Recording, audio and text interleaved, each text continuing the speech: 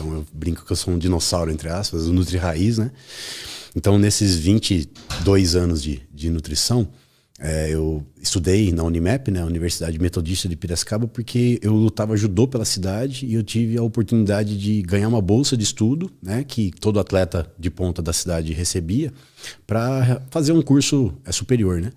E na época, escolher nutrição foi um desafio, né? Porque a família não entendeu muito, assim, tipo, poxa, mas você vai ser cozinheiro, cara, né? 20 anos atrás a nutrição não era igual hoje, né? Então minha avó era salgadeira, ela fazia salgados para a escola do estado e eu era uma criança que viveu na cozinha, né? O italiano sempre tem essa ligação com a cozinha. Italianinho gordinho, né? Comia pra caramba, esfirra, coxinha e tal. E aí foi por isso que eu entrei no judô.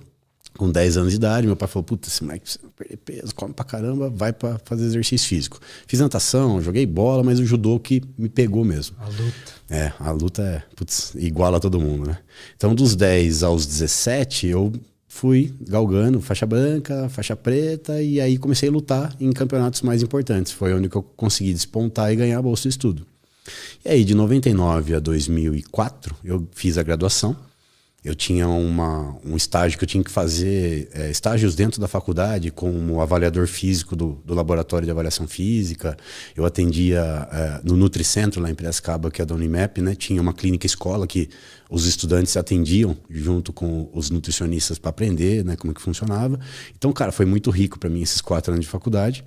E aí, no final, todo estudante ele tem que apresentar um TCC. O trabalho de conclusão de curso. E aí eu fiz avaliação física em cadeirante, jogador de basquete de cadeira de roda. Aí, assim, que isso... loucura! Porque, pô, como é que eu vou avaliar um cara de cadeira de roda, né? Então a gente teve uma adaptação da altura dele estimada pela altura da panturrilha, é um protocolo de Chun-Li na clínica. E aí eu fazia a estimativa por circunferência de cintura. Porque tem protocolos de avaliação física de circunferência. E eu descobria que o cadeirante ele tinha uma cintura de risco e ele morria rápido de doença cardiovascular porque o retorno venoso da panturrilha é pequeno. Então não chega sangue no retorno da panturrilha, que é o segundo coração, né, chamado, né? Pois eu já ouvi falar sobre isso. Né? E aí eu vi estado nutricional, então eu publiquei esse TCC sobre cadeirantes, né? Avaliação antropométrica de jogadores de basquete de cadeira de roda. Porque eu estava com a prefeitura e a prefeitura tinha esses caras, então eu já estava ali, acompanhava todo mundo, então foi ótimo. Depois que eu apresentei o TCC, a minha orientadora de mestrado, que iria ser minha orientadora, ela viu o TCC, ela estava na banca e ela viu, cara, você tem cara de pau, você já é lutador, você já gosta da bioquímica, da fisiologia, eu vi que você quer fazer educação física. Por que em vez de 4 anos você encurta e já faz um mestrado em educação física? Porque daí eu fui estudar mais o exercício físico ligado à nutrição, porque é o que eu queria fazer, né, na época. Eu sofria bullying na faculdade porque a gente levava marmita na época, né? E aí, antigamente, a marmita não é igual hoje de comer a comida sua feita. Então, milho com atum, né? Ou a batata doce do frango, que é hoje, antigamente era isso. Então, as colegas de nutrição viam, nossa, veio pra comer no milho, tá comendo atum na sala. E assim, era um conflito, né? Porque via fandangos para um lado, tipo, marmita para um outro. Então, a nutrição esportiva não existia ainda, teoricamente falando. Ela era uma fração da nutrição, mas não tinha uma linha igual hoje. Entendo, tipo uma especialidade mesmo. Isso, assim, tipo, ninguém entendia, assim, tipo, nutrição esportiva, né? Era mais pro profissional de educação física que trabalhava com exercício, que dava algumas ideias do que era dieta e suplemento, mas em 99, né, lembrando da época, não tinha a linha tão forte quanto hoje, né? E aí fiz meu mestrado em educação física, trabalhei com farelo de aveia, fonte de beta-glucana, que é uma fibra funcional, que ela fermenta no intestino e ela chama-se fibra pré-biótica. Ela mais aumenta as suas bactérias benéficas do intestino. Por que eu fiz isso? Porque o laboratório estudava sistema imunológico. Então, exercício físico e sistema imune, na época. Tipo, não igual hoje que se vê. E aí a gente, como nutricionista, falei, o que eu vou linkar sistema imune com nutrição e exercício físico? Aí eu percebi que a fibra, na época, ela tinha esse efeito pré-biótico e ela fermentava no intestino.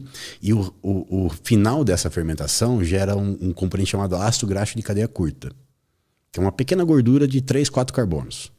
Esses ácidos graxos de cadeia curta, acetato, propionato e butirato, eles alimentam a célula do sistema imunológico ligado ao intestino, que chama linfonodo mesentérico. Então é um QG do sistema imune linkado no intestino, bem embaixo, assim. Aí hoje em dia a gente vai falar do intestino também, mas nessa época então eu vi que, pô, o farelo de aveia melhorava o sistema imune do animal treinado. E eu falei, pô, é um alimento pré-biótico e imunomodulador. Aí eu fui ver que era a tal da beta-glucana, que é uma fração do farelo de aveia, uma fibra, que tem receptor em macrófago e neutrófilo, e ele entende que ele tem que fagocitar um antígeno quando tem aquela molécula. É muito louco. Então, uma ligação alimento-sistema imune. Foi isso que eu fiz no meu mestrado. Então, entendi, beleza. legal. Então, assim, os animais... tudo é animal experimental, né? Para você ver o mecanismo de como funciona aquilo. Então, a gente viu que os animais que tinham mais glicogênio muscular, melhor resposta imunológica de fagocitose. Então, a gente tirava o sangue do animal, isolava a célula imunológica, tipo neutrófilo e macrófago, estimulava no laboratório, na célula de Petri, com tipo um anticorpo, um antígeno, e aí a gente via que o macrófago do animal que recebeu o farelo de aveia fagocitava mais que o macrófago do animal que não recebeu. Tipo... O que exatamente significa fagocitar? Ah, boa. Desculpa, gente, é assim, ó. Fagocitose é uma atividade do sistema imune inato, que é a primeira linha de defesa, que ela pega bactéria. Tipo, nasal, vias aéreas superiores, garganta. Então, macrófago e neutrófilo do sistema imune, né, que é uma linha de defesa. Essas duas células em especial são capazes de fazer a fagocitose, que ela engole o anticorpo, o antígeno, desculpa, que é a coisa externa, né? Tipo bactéria, o vírus é o sistema adquirido, então o macrófago vai lá e engole o antígeno, e dentro dele tem uma série de enzimas, ou proteolíticas, ou de sistema de energy burst, que é a explosão respiratória, que gera radical livre para matar a bactéria.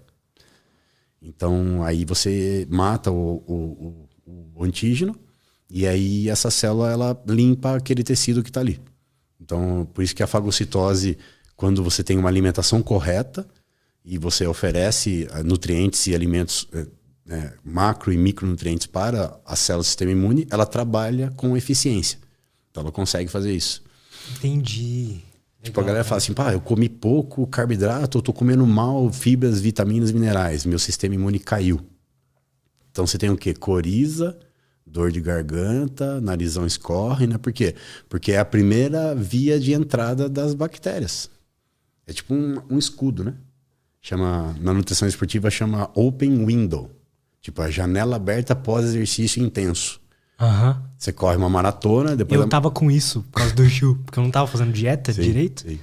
E não tava comendo verduras, tava direito, e eu tava ficando doente. Toda vez que eu fazia 2 horas de Gil, no dia seguinte eu tava doente. Essa é a ideia da alimentação e o sistema imune. Então, nessa viagem de macrófago, neutrófilo, fagocitose, beta-glucana, eu fui estudando o exercício, a nutrição e o sistema imunológico. Mestrado. Tipo, a cabeça tava explodindo, né?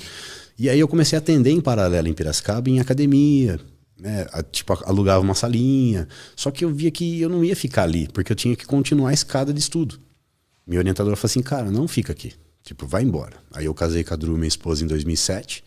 Ela, tipo, abraçou a ideia de viver comigo lá em Sampa. A gente veio pra cá e a gente começou. Então, ela começou a dar aula em academia e eu fiquei 1 ano lá no ICB da USP para entrar no doutorado.